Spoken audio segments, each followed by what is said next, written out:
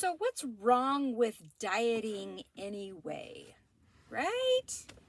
So one of my goals here is to help us ditch the diet mentality. And here's why, because diets don't work. Let me clarify. Any diet will work as long as you work the diet. But name a diet that you want to do for the rest of your life, right? So when you think about diets, we're thinking about counting calories or tracking macros or keto or Atkins or Weight Watchers or, whatever, having somebody write a food plan for you. There's a lot of things really inconvenient about dieting. Let's say you are going out to lunch with friends and you are tracking your macros and you have no idea what's in the food that you're ordering, so that you can't track it.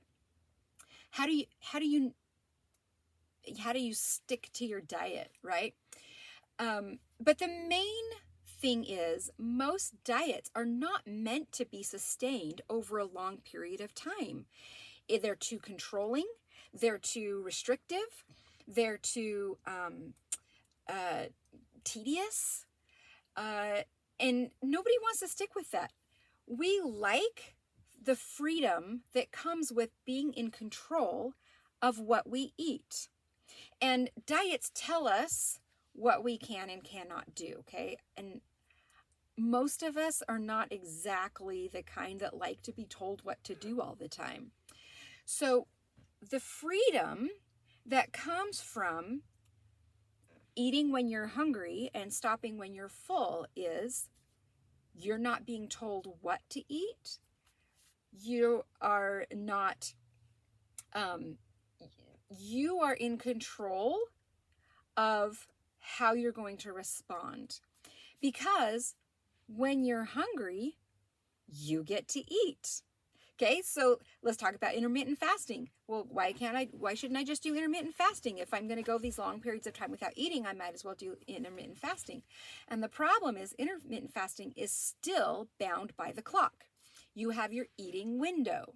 If you get hungry 2 hours before your eating window, then you're just going to sit there and be hungry for 2 hours because it's not time to eat yet. That seems a little silly, right? Instead, if you're hungry, you're going to eat. Here's the thing. Other than a complete free-for-all, which we've all done, how does it work for you? I mean, that's where we end up needing to lose weight. And then, so we just go on this, we do this free-for-all thing. We put on a bunch of weight. Now we have to totally dial things back and get super restrictive with ourselves so we can take the weight off, so that once we get that goal weight, we can go back to our free-for-all. That cycle is maddening and we hate it, right? So instead, because being in control requires some boundaries.